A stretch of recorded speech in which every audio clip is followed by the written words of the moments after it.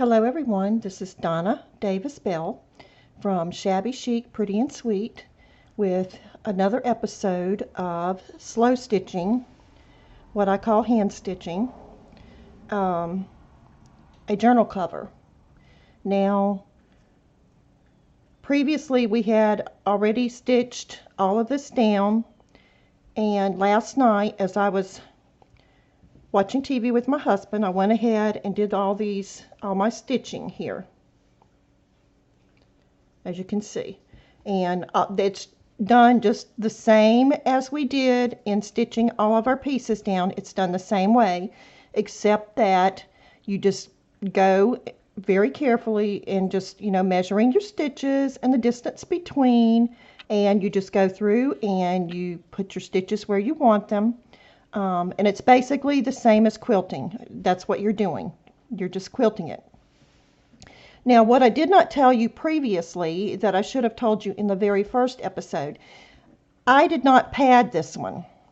If you want it padded, you would want to put some felt or some quilt batting in between your layers. This layer and your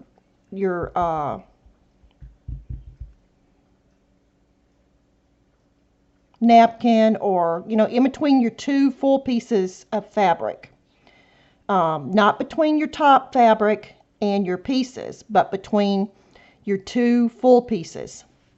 You would want to put a layer of your batting or your felt in between those two layers. I did not have any when I did this one, so I opted not to do that. But if you want a padded journal, the only difference in the padded journal and this one is to put that layer of batting or felt. Okay, with that said, now to quilt it out, all you do is just like we did previously, stitching all the pieces down.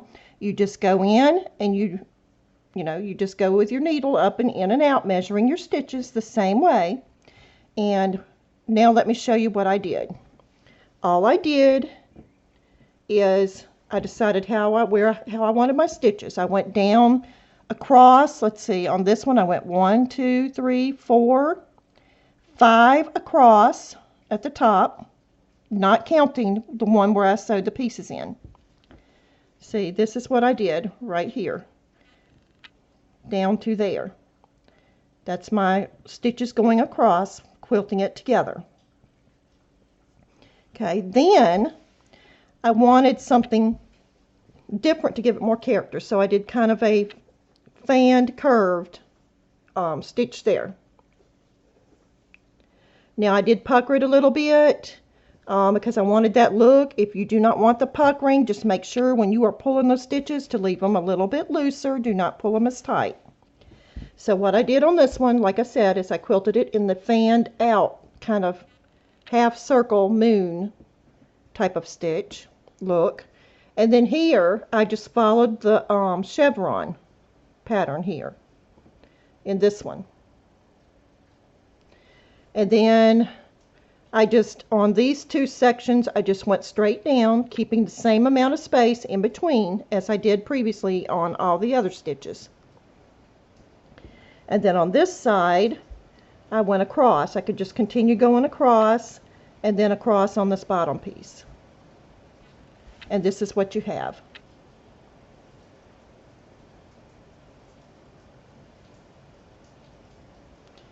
And I did stitch a pocket into it with the rest of that napkin, handkerchief, whatever you want to call it. I call it a napkin, so that I would have the hand crochet at the bottom as well. I just folded the piece that I had cut off and stitched it across the bottom here. See? So that the lace was at the bottom and the folded part is at the top. And then I just stitched down each side, down, across, and up. And it is all stitched all the way down inside. I'll show you. Now I did make one mistake. I should have continued down right here, because what happened was I didn't catch this piece. So when I was doing these stitches, I should have continued on up, because I did not have this yellow piece tucked up under good enough so that when I stitched across there, it did not catch it. So pay attention and do not make the same mistake I made. Make sure you check to make sure you catch all your pieces, because what I had to do, because I did not catch that piece, is I had to go back up, and you can see it better here, and stitch across, which there's not as much space between these two as everywhere else. But that's okay. It gives it more character.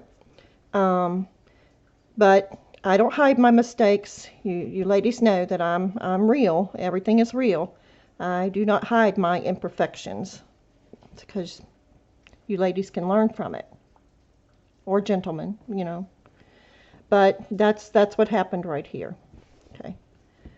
Had I gone on up right here with these, it would have been okay. But as I was stitching across, you know, I had come down to here. So not realizing that I didn't catch that up under this stitch. I should have moved this up higher, because you can see right here, I had plenty of room to overlap. I should have moved the yellow piece up higher so it was more under this piece. But I did not do that. So I wasn't paying attention. But if you pay attention and you take your time and just think about what you're doing, you'll be fine. It's very simple to do. I will be teaching you more stitches. We will learn to do the feather stitch and the chain stitch, and there's a knot stitch. There's several stitches we're going to learn. But for this journal cover, that's what we did here. Now, if you want to add appliques to this, which I did, and then I did not like them, so I took them back off. I like the way this looks as is. But if you want to add appliques to it, you can put them on there and stitch before you do your quilting. And as you're stitching your pieces together, you can do it that way. Or you can go back now and after you have this finished and lay them on there and then just stitch around them. But I like the way this looks, and I can do it this way as a journal, this way as a journal, or, oh, that's upside down, apologize, this way as a journal,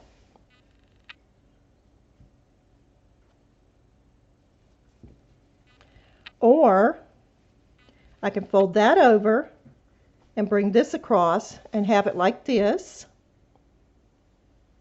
Let me put this light on so we have some light. I'm sorry. I should have done that. There, that's better. Now, you can do it this way. You can do it this way, which I like this. I like the way that looks. And then this is what it looks like on the other side. I will be putting some kits together, slow stitch kits for Shabby Chic.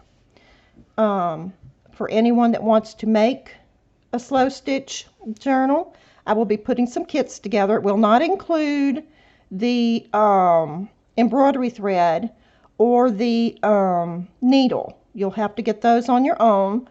But that's, very easy to find. You can pick that up at Hobby Lobby, Michael's, Walmart, any of your big box stores. But this is what it looks like right now, and I think that's the look that I'm going to go for. And then I'm going to put something here and something here, and maybe a ribbon to come up and tie it into a bow to close it, because I just love the way this looks. It looks like an old quilt. Looks like it was made from an old quilt. Now, if you are looking for fabrics, vintage fabrics, some good places to get your fabrics, this piece was from a vintage pillowcase. You can find those in thrift stores. that would be this piece here. This piece was from a vintage pillowcase. And then little girls' dresses, that's where this came from. And it has, you know, little embroidery that was already on it. Look at little girls' dresses. You can find nice fabrics there that have a vintage look to them. You can buy new fabric. This was new, and this was new. These came from Walmart. This piece here came from a little girl's dress that I cut up. It's just a piece of sheer. Curtains. If you're in a thrift store, check out the curtains section. Always check out the little girl's clothes and the linens, sheets, curtains, those types of things. And then check out your ladies' blouses and the formal dresses, because that's where you'll find a lot of your, you know, shabby fabrics.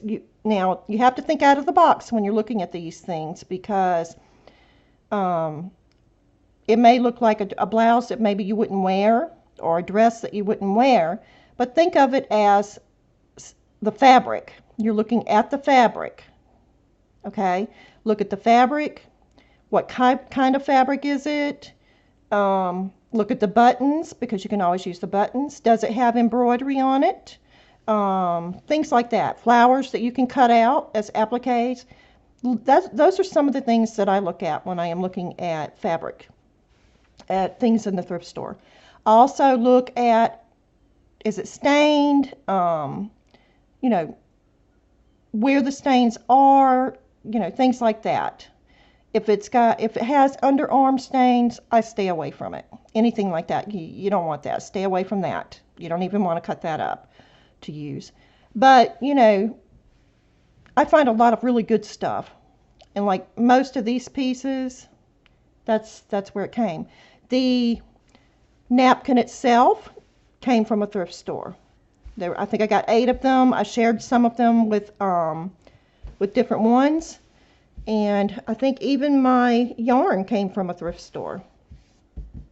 So check out your thrift stores. Now let me show you another mistake I made. See this right here? I should have pulled this piece down, and I missed that, and I just saw that. So always flip it over and check your stitching. That's very important. Flip it over at times and check it every now and then to, you know, make sure you're not making a mistake, especially before you tie it off. Because if you do it before you tie it off, you can go back and fix it. Once you've tied it off, it's harder to fix, and you may have to rip it out and redo it if you don't like it. I'm just going to leave that. It's just the one. But that's how you do it. And this is what the pieces that I stitched right here look like on the back, the different stitching.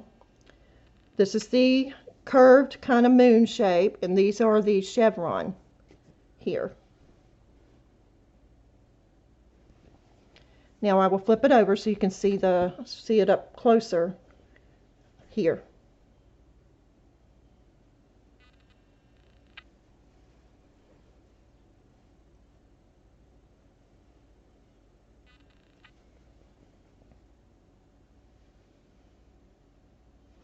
Now the tighter that you pull your thread, the more puckering you're going to get.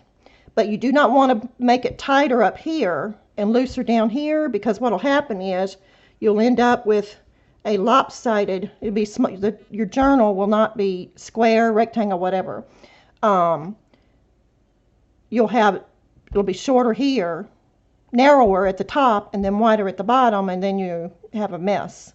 So make sure that you have it equally as far as the tightness this throughout, because otherwise it'll be warped.